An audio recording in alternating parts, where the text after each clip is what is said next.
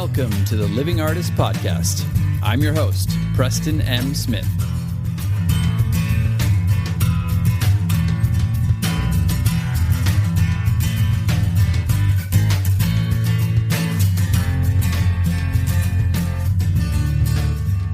Hey, everybody. Welcome to the Living Artist Podcast. I'm Preston M. Smith, at PMS Artwork everywhere on internet land and socials. I want to thank you for landing on this podcast. Whether you're a professional artist, just getting started in the art world, a collector of art, or just consider yourself a creative person, this podcast has something for you. I like to think of it as a fun way to rant and talk to other creative people about living the life of an artist, surviving and getting ahead in the art world, and enjoying your life. But most importantly, not waiting until you're dead to make it happen. All right, let's get started.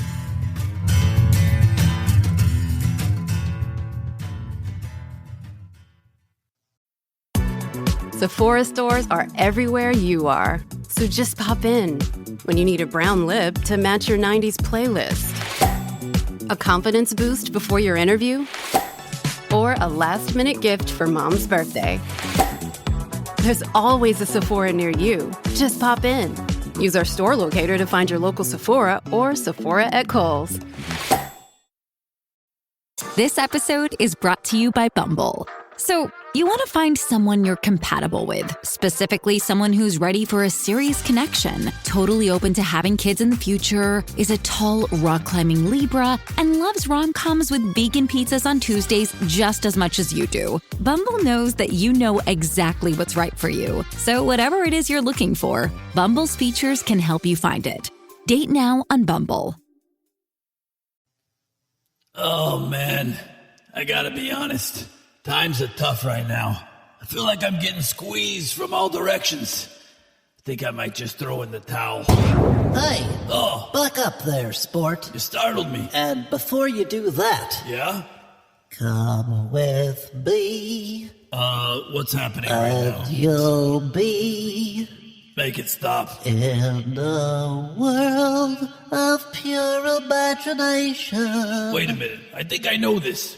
Go on. But we don't have the rights, so you'll have to use your imagination. I understand.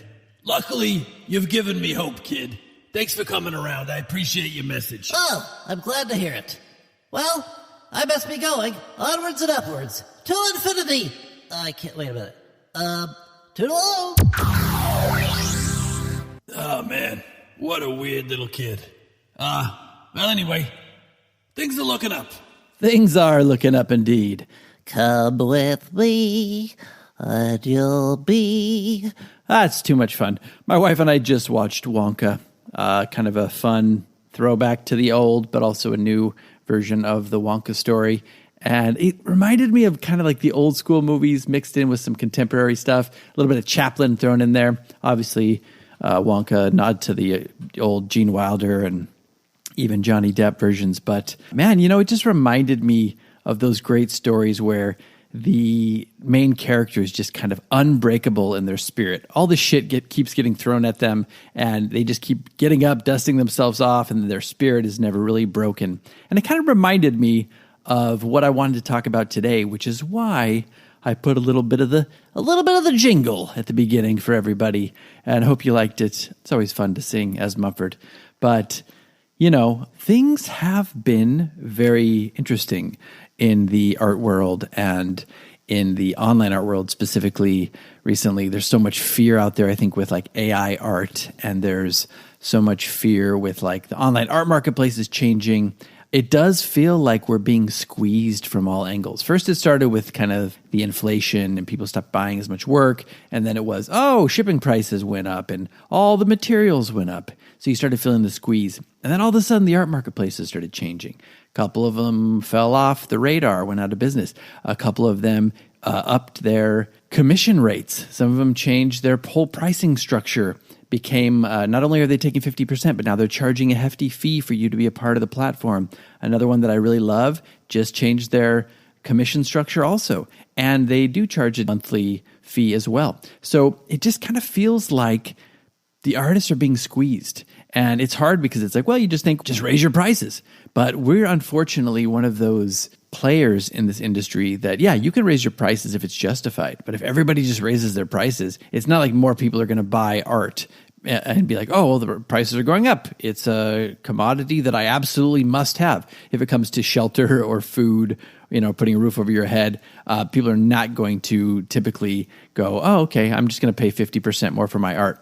And they're getting squeezed also by all these other prices and inflation and shipping costs, because a lot of that's being offloaded onto them as well. So it's a little interesting right now. And the reason why I wanted to do this episode was not just to bitch and moan, because I have, even with social media, I've had so many marketing streams and I've had so many income streams just kind of cut off or altered, or have my pricing structure changed so much that it's been very difficult actually to make a good profit and to survive as an artist. Even though I'm still selling well, but all these things with all these squeezing going on from all different directions, and then social media changing and your marketing changing, and then the fear of AI, it can feel a little daunting and overwhelming. And I wanted to talk to you today because it's one of those things where I always caution people to have patience. Don't just freak out when these things happen. That's what I've been trying to do. I've been trying to have a cool head and to remain calm, because I've seen this happen over the years in different forms and different iterations. And, the market has a way, even the art market has a way of kind of correcting itself, like the stock market. They will try some things, and once the consumer kind of sees it and goes I'm not buying that, I'm not going to buy as more. Or, once the artists are going well, I'm just not going to be a part of this platform, it will find and establish an equilibrium. So one thing I will just say is don't freak out. Do whatever you can to weather the storm right now.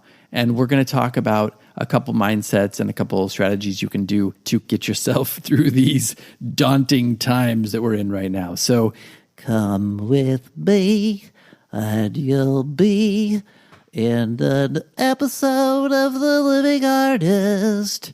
All right, let's get going. Not that we haven't gotten going already. We have been going. Don't tell me to keep at it. I'm keeping at it. A little nod and a little shout out to Pollock, the movie there.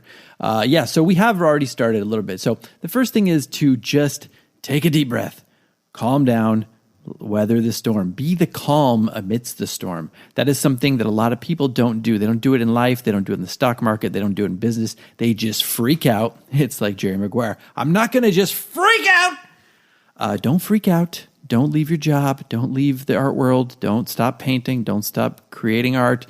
Don't stop, getting on these art marketplaces. Things will establish an equilibrium, like I'm saying. And a lot of times people do rash things when they are frazzled or when they're freaked out. I'm not saying you can't take action. I have written emails to some of these platforms expressing my opinion calmly. What I would just urge you to do is don't do it in the heat of the moment. You don't want to burn bridges because you're freaked out or you're emotional. You want to take, whatever, not the 10-second rule, but maybe sleep on it. Take a day or start the email and then read it again the next day and find out, oh, okay, this was a little harsh or this was a little overly emotional. Things do tend to look a lot brighter on the second day. So take some time, write the email, take some time, read it the next day, and then shoot it out there. Take some action if you want, but don't freak out. Sit back and watch with a calm, mindful eye and see how things transpire. I think you'll find that things will settle and things will kind of come back down to reality a bit, because everybody has to make a living.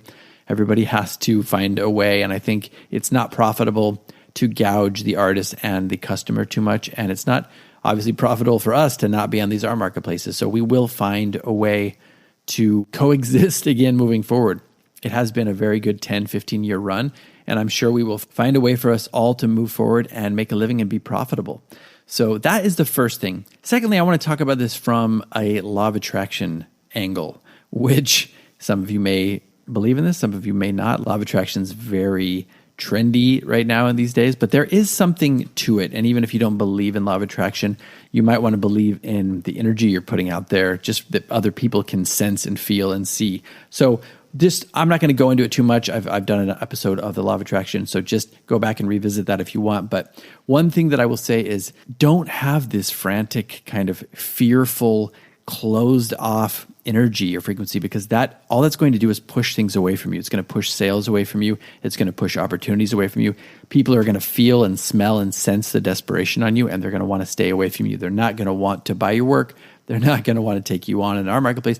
Other opportunities that might be available might not become available during this period because you're blocking them, or you just can't see them because you've got blinders on because you're so freaked out. So just kind of piggybacking off of the first one of staying calm.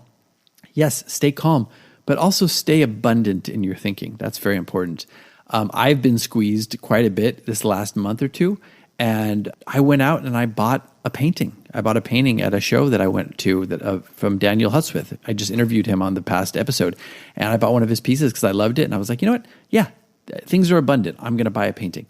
So that's what I did. I'm not saying go out there and buy a bunch of paintings. If you want to, that's fine. But find that version of it for you, something that speaks to you feeling abundant. No. Things are not being cut off. Things are abundant and flowing, and money's flowing. Have that attitude and go out there and act as if that's already happening. And I guarantee you it will bring new opportunities into your universe, into your world. And, you'll also see more opportunities. So that's one thing that I would say that's very powerful when it comes to law of attraction. You always hear a lot of coaches saying stuff like this. It's like, well, when I was at my poorest, I invested in a coaching class, or I gave to a charity or something, and it just opened up this whole new window, a whole new door. That's enough singing for today. But you get the idea there with the law of attraction. Do not close yourself off. Do not be freaked out. Do not close yourself off. Do not have a blocking, desperate energy. That is just not fun for anybody, especially yourself. So those are two things that I first want to highlight. And then thirdly, yes, take action. Like I said, you can take some action. You can, up your newsletter game, or find different ways to reach out to people, find different angles of marketing. If you have been having something on the back burner that you haven't employed yet, now's a great time. If you see your sales are kind of in a slump, try some of these things. Try some of these ideas that you've been kicking around in the back of your mind. No time like the present to pull these out, and you might be surprised. They might generate some more income, or it might open up a whole new door for you to go down a different path with your art as well. A whole new marketing stream that you can use not just now, but in the future.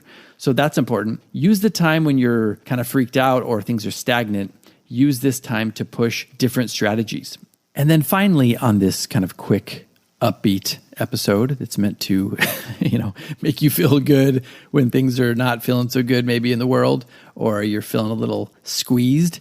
This maybe will take a little bit of that pressure off your head and make you feel like you can breathe a little better. So finally, I'm sure you've heard the expression, necessity is the mother of all invention. Well, it is true. When you feel these hard times, some people will fold their cards and leave the table, and other people will ante up, and keep playing and try some new things, try some new strategies. This is the time also, not only to try ideas that you've had or things that have been like kicking around in the back of your mind, but these are times to develop new ideas. These are times to take that kind of nervous energy, take that energy that might be making you feel a little closed off and a little freaked out.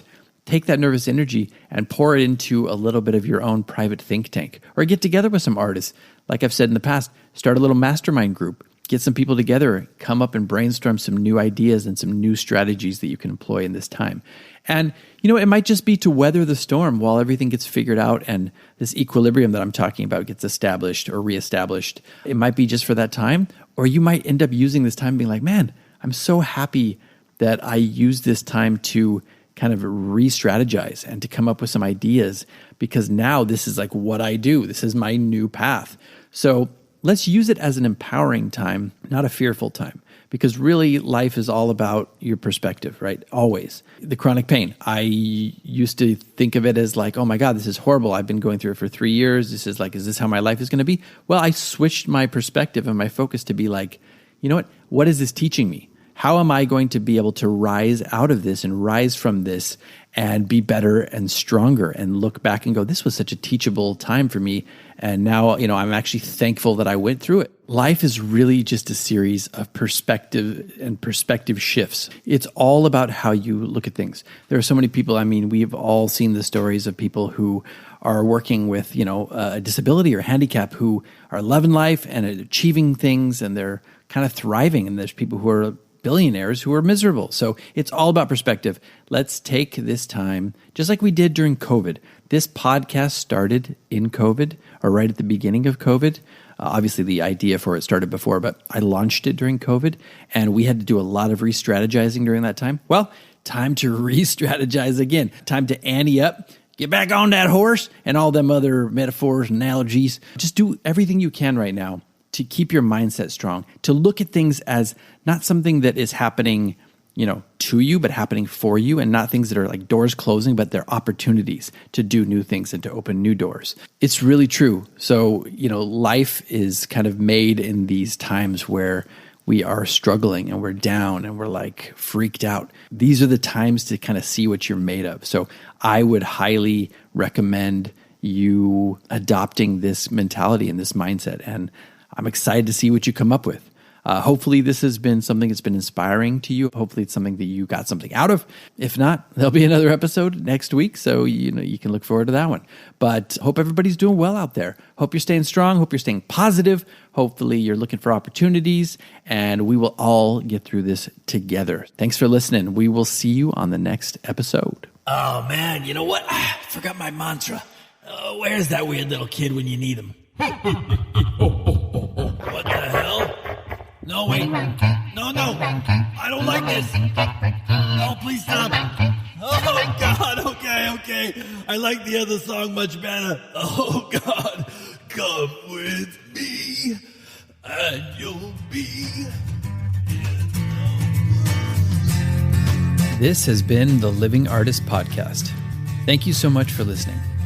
I just want you to know that I appreciate you being here, and I'm grateful to be in your ears. Your art and creative life on this planet is meaningful, so thank you for sharing it with me. If you like this podcast, whatever platform you're listening to it on, please subscribe and share it with your friends. You can also leave me a positive review to show your support. This helps me to reach more people with the algorithmic magic and keep the show going strong. If you want to see more of what I do and check out the art that I create, you can visit my website at www.pmsartwork.com or follow me on social media everywhere at PMS Artwork. That's it for now. See you back here next time.